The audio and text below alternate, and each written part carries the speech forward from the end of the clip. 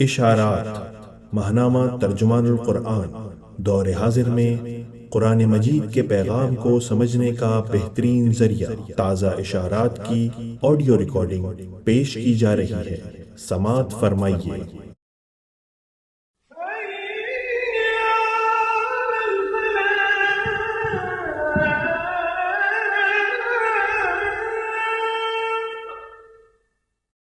بسم اللہ الرحمن الرحیم۔ اشارات۔ موضوع سماجی و معاشی انصاف کی منفرد آواز۔ تحریر پروفیسر خورشید احمد۔ ماہنامہ عالمی ترجمان القرآن، جولائی 2022۔ دنیا بھر کے مسلم اہل علم و فضل نے یہ اہم سوال اٹھایا ہے کہ مسلم امہ کے ساتھ اصل مسئلہ کیا ہوا ہے؟ کیا معاذ اللہ اسلام ہی غیر متعلق ہو گیا ہے، یا کیا اسلام کو اور تاریخ میں اس کے کردار کو سمجھنے کے لیے مسلم طرز فکر میں کوئی خامی ہے؟ مغربی استعمار کے شکنجے سے آزادی کی جد و جہد میں اسلام کو مؤثر ترین شکل دینے کی ترکیب کیا ہو تاکہ مسلم معاشرت کو خود اسی کی بنیادوں پر استوار کیا جا سکے؟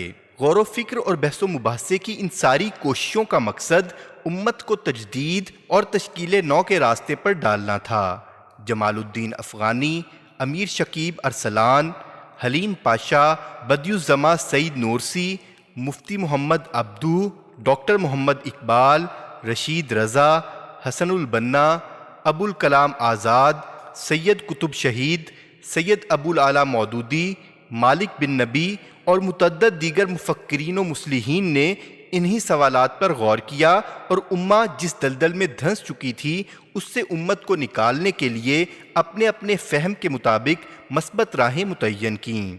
بلا شبہ مختلف حالات اور الگ الگ پس منظر میں ان رجال کار کی بعض آراء سے اختلاف کی گنجائش موجود ہے، مگر مجموعی طور پر درست سمت کے تعین کے لیے ان سبھی نے درد دل سے کاوشیں کی ہیں جن کی قدر کی جانی چاہیے، اور منزل تک پہنچنے کے لیے دینی، فکری، تحقیقی، علمی، سیاسی اور اجتماعی جد و جہد کرنی چاہیے۔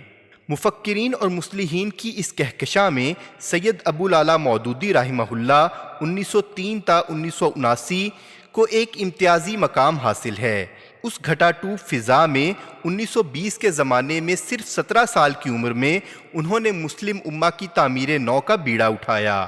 10 سال کی صحافتی زندگی کے بعد انہوں نے خود کو مسلم فکر کی تشکیل نو کے جاں غسل کام کے لیے وقف کر دیا اور مسلم دنیا میں سیاسی و سماجی تبدیلی کے لیے اور امت مسلمہ کی رہنمائی کی خاطر ایک تحریک برپا کی جس کا مقصد امت کے احیاء کے لیے راہیں متعین کرنا تھا، ایک ایسا راستہ جو پوری امت کے لیے ایک نعمت ثابت ہو۔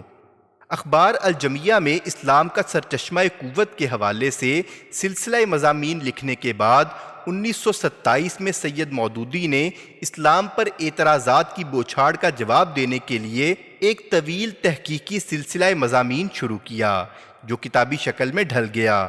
1930 میں الجہاد فی الاسلام کی صورت میں ان کی یہ پہلی باقاعدہ کتاب دارالمصنفین اعظم گڑھ سے شائع ہوئی۔ اس کے بعد 22 ستمبر 1979 کو اپنی وفات تک انہوں نے اسلام پر 140 کتب اور متعدد علمی مقالے لکھے جن میں مذکورہ فکر مندی اور تاریخی تجربے کے تقریباً ہر پہلو کا احاطہ کیا گیا ہے۔ ان کی نمایاں ترین علمی خدمت 6 جلدوں پر مشتمل قرآن کی تفسیر تفہیم القرآن ہے جو 4500 صفحات پر مشتمل ہے۔ اسلامی فکر کی وضاحت اور تشکیل جدید کے ساتھ ساتھ سید مودودی نے مسلم معاشرے کا تنقیدی جائزہ لیا اور ان اسباب و عوامل کی نشاندہی کی جو اس کے تنزل اور انتشار و زوال کا باعث بنے۔ انہوں نے مغربی تہذیب پر اور دنیا، انسان، معاشرت و معیشت سے متعلق اس کے تصورات اور اس کی خوبیوں اور خامیوں پر بھی جامع، علمی، منصفانہ اور مبنی بر حقائق تنقید کی۔ وہ نہ تو مغربی تہذیب کے روشن پہلوؤں سے بے خبر تھے اور نہ اس کی کوکھ سے جنم لینے والے کجرو نظریات اور تحریکوں سے ناواقف تھے۔ وہ اس کے فکری مغالطوں، انسان، مذہب اور معاشرے کے بارے میں اس کے ناقص تصور، اس کے اخلاقی الجھاؤ، سیاسی و سماجی کجی اور معاشی ناانصافیوں اور استحصال کے شاکی بھی تھے۔ سید مودودی کے افکار نے دنیا بھر کے مسلمانوں کی بلا مبالغہ 3 نسلوں کو متاثر کیا۔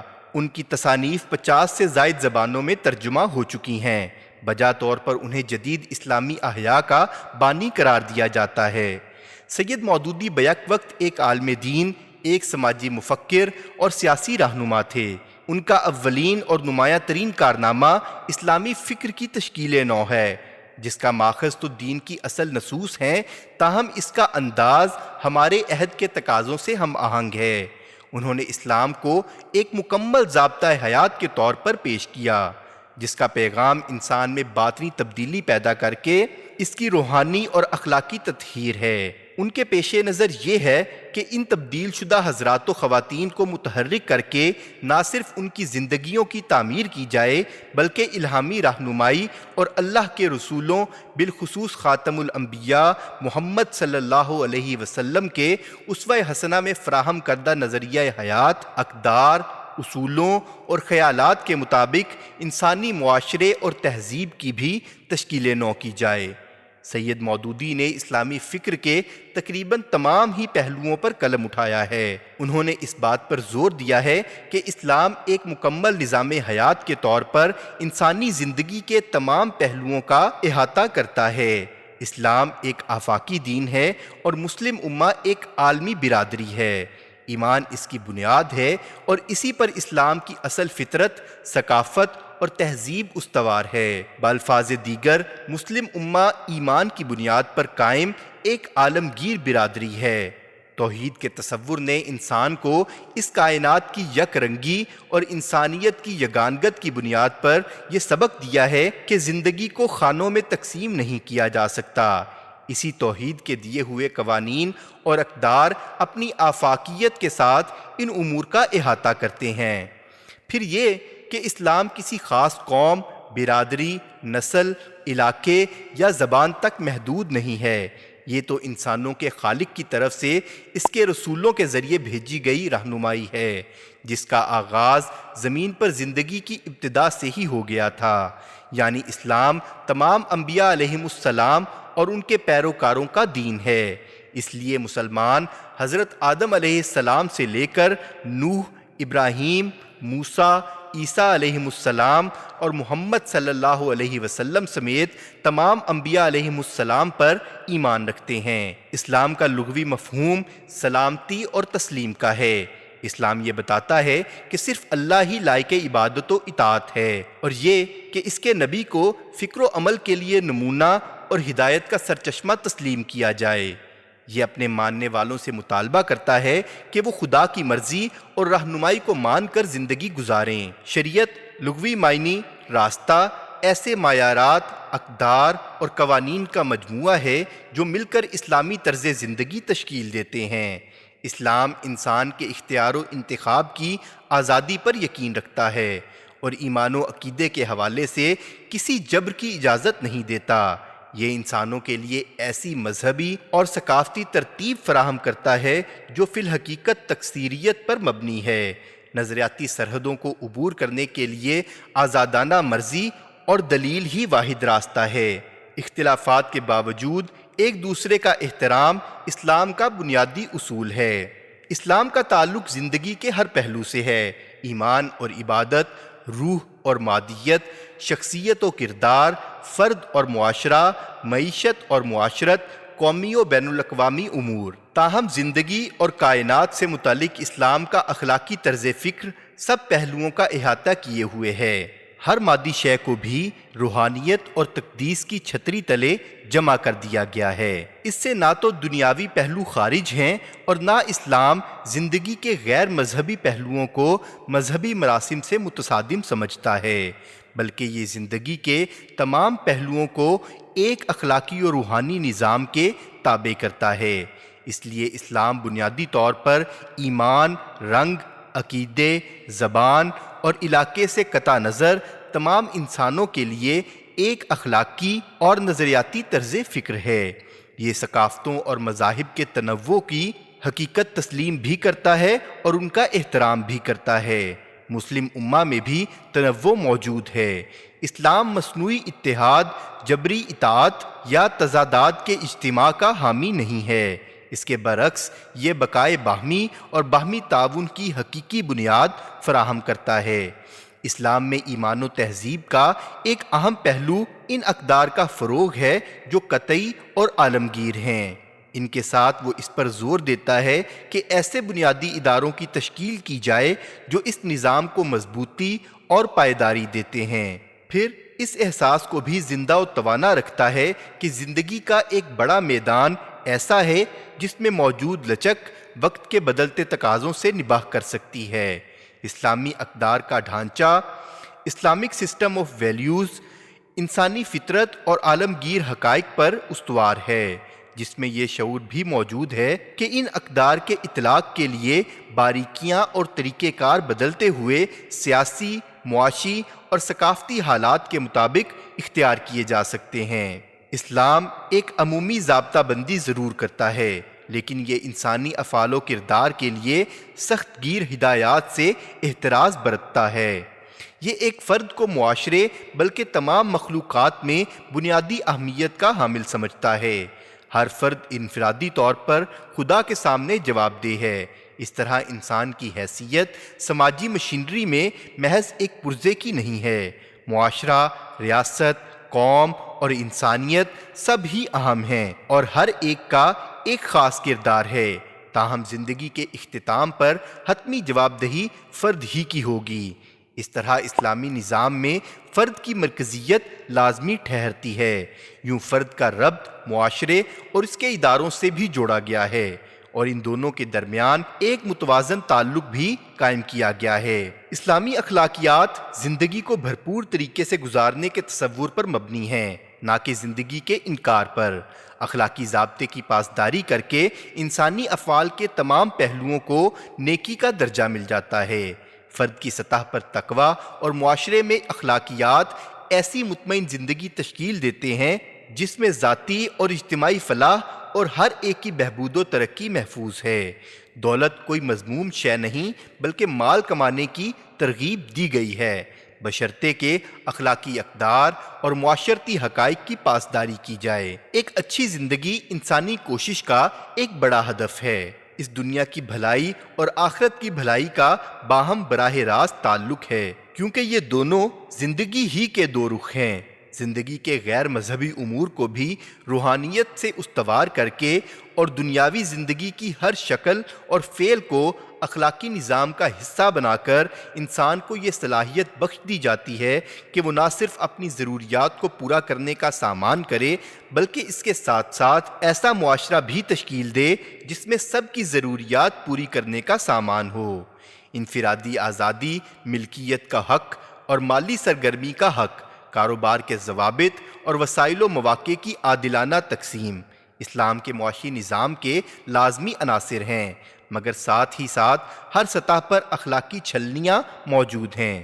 فرد کی نیت، ذاتی طرز عمل، معاشرتی رواج اور چلن، آجر اور اجیر کا رویہ اور فرد و ریاست کا تعلق، ان سب کی تہذیب معاشی ضابطوں کو ایک ایسے مجموعی نظام کا حصہ بناتی ہے جس سے انصاف اور سماجی فلاح یقینی ہو جائے۔ اس میں ریاست کا بھی ایک مثبت کردار ہے، بالخصوص نگرانی، رہنمائی اور ضروری قواعد کی تشکیل کے ذریعے۔ تاہم اس کی یہ ذمہ داری بھی ہے کہ آزادی، معاشی مواقع کے حصول اور حق ملکیت کا تحفظ کرے۔ اسلام کے طرز فکر میں ضروریات کے حصول کو اہمیت حاصل ہے اور یہ ایسا معاشرہ تشکیل دینا چاہتا ہے جس میں تمام انسانوں کی بنیادی ضروریات کی فراہمی کو یقینی بنایا گیا ہو اور جس کا بنیادی ذریعہ فرد کی محنت اور کمائی کے لیے عمل اور جدوجہد ہے۔ اس نظام میں ایسا ماحول تشکیل دیا جاتا ہے جس میں نادار افراد کو بھی باعزت زندگی گزارنے اور معاشرے کا مؤثر کردار بننے کا موقع فراہم کیا جاتا ہے۔ جیسا کہ ہم نے پہلے یہ کہا ہے کہ اسلام دولت کمانے کی ہرگز نفی نہیں کرتا بلکہ اسے اللہ کا فضل قرار دے کر تلاش کرنے پر ابھارتا ہے، لیکن اس کا اصل ہدف اخلاقی بہتری اور روحانی مسرت کا حصول اور عدل و مساوات پر مبنی معاشرے کا قیام ہے جس میں تمام افراد کے لیے مواقع یکساں دستیاب ہوں۔ یہ صرف اسی وقت ممکن ہے جب معاشرہ معاشی اور سماجی اعتبار سے اپنے کمزور افراد کے لیے مؤثر مدد فراہم کرے۔ اس مقصد کے لیے خاندان کے ادارے، معاشرے اور ریاست کے دیگر ستونوں کا کردار تشکیل دیا گیا ہے۔ علم معاشیات میں اسلام کا امتیاز آزادی و فرائض میں اور استعداد و انصاف میں متوازن تعلق قائم کرنا ہے۔ انصاف اسلام کی اقدار میں سے ایک کلیدی تصور ہے اور عدل کا قیام اللہ کی طرف سے انبیاء علیہم السلام کی بعثت کا ایک مقصد بتایا گیا ہے۔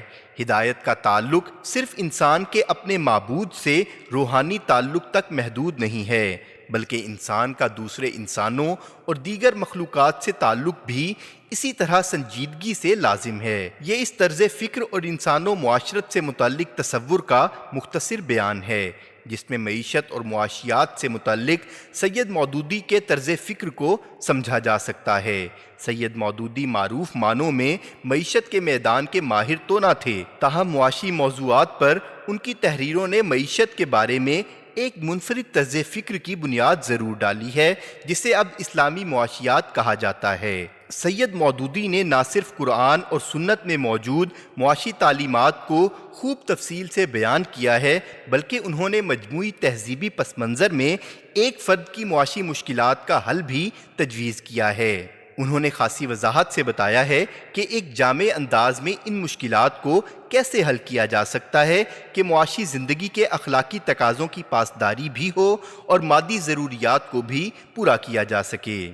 ان کا ایک بڑا کارنامہ اسلامی معاشیات کے فلسفے کو دو ٹوک انداز میں اور پوری وضاحت سے بیان کرنا ہے۔ ممتاز برطانوی ماہر معیشت اور ڈرہم یونیورسٹی میں مرکز برائے مشرق وسطیٰ اور اسلامی علوم کے ڈائریکٹر پروفیسر روڈنی ولسن کا کہنا ہے، سید مودودی کی تحریروں اور تقریروں نے بر صغیر میں ماہرین معیشت کی جدید نسل پر گہرے اثرات مرتب کیے ہیں، جنہوں نے اسلامی تعلیمات کو ان خیالات و تصورات کے ساتھ ملا کر دیکھنے کی کوشش کی جو انہوں نے اپنی تربیت کے دوران سیکھے تھے۔ اگرچہ اسلامی معاشیات کی اصطلاح سید مودودی نے ایجاد کی تھی، لیکن اس شعبہ علم نے ایک درسی مضمون کی شکل 1970 میں اختیار کرنا شروع کی۔ مقالہ the development of Islamic economics, مشمولہ Islamic thought in the 20th century. اسلامی تحقیق و تربیت کے ادارے IRTI کے research advisor doctor Muhammad Umar Chapra نے لکھا ہے، پیشہ ور ماہر معیشت نہ ہونے کے باوجود اسلامی معاشیات کے میدان میں سید مودودی کی خدمات بہت نمایاں ہیں۔ انہیں تاریخ میں ایسے عظیم مفکرین میں شمار کیا جائے گا جنہوں نے دور جدید میں اس شعبے کی تشکیل کے لیے بنیاد رکھی تھی۔ ہند و پاک میں اور دیگر مسلم ممالک میں اس میدان میں لکھی گئی تقریباً تمام تحریروں پر ان کی چھاپ ہے اور وہ انہی کی مرہون منت ہے۔ دی مسلم ورلڈ میں مقالہ مودودیز کنٹریبیوشن ٹو اسلامک اکنامکس۔ سید مودودی نے اسلامی معاشیات کے فلسفے، اس کی بنیادوں، اس کے منہج اور ایک اسلامی معاشی نظام کے اداروں کے خد و خال بیان کر کے بڑی بنیادی خدمت سر انجام دی ہے۔ انہوں نے روایتی معاشیات میں اپنے مفادات کی بنیاد پر فیصلے کرنے والے فرد ہومو اکنومکس کے مقابلے میں ایک ایسے انسان کا تصور دیا ہے جو اسلام کی بنیاد پر غور و فکر کرنے والا ایک ایسا ذمہ دار فرد ہے جسے اپنے افکار و خیالات اور فیصلوں کا آخرت میں جواب بھی دینا ہے۔ یہاں یہ حقیقت بیان کرنا بھی دلچسپ ہے کہ جدید معاشیات کے دو بڑے مکاتب فکر کے بانی ایڈم سمتھ اور کارل مارکس بھی بنیادی طور پر کوئی ماہرین معاشیات نہ تھے، لیکن کلاسیکی اور اشتراکی مکاتب فکر کی بنیاد ان دونوں مفکرین کے تصورات اور تصانیف پر کھڑی ہے۔ اسی طرح ہم دیکھتے ہیں کہ 2009 میں پروفیسر ایلینور آسٹروم نے معاشیات کا نوبل پرائز حاصل کیا، حالانکہ یہ خاتون معروف پیشہ ورانہ بنیادوں پر ماہر معاشیات نہیں ہیں۔ ہم متوجہ کرتے ہیں کہ ماہرین سماجیات و سیاسیات اور سماجی و سیاسی جد و جہد سے وابستہ کارکنان مولانا مودودی کی تصانیف کو غور سے پڑھیں۔ اس سے انہیں ایسا ویژن اور بصیرت حاصل ہوگی جس کی روشنی میں موجودہ سیاسی و معاشی فساد سے معاشرے کو پاک کرنے اور معاشی عدل کی تعمیر کے مؤثر طریقے اپنا سکیں گے۔ جاری۔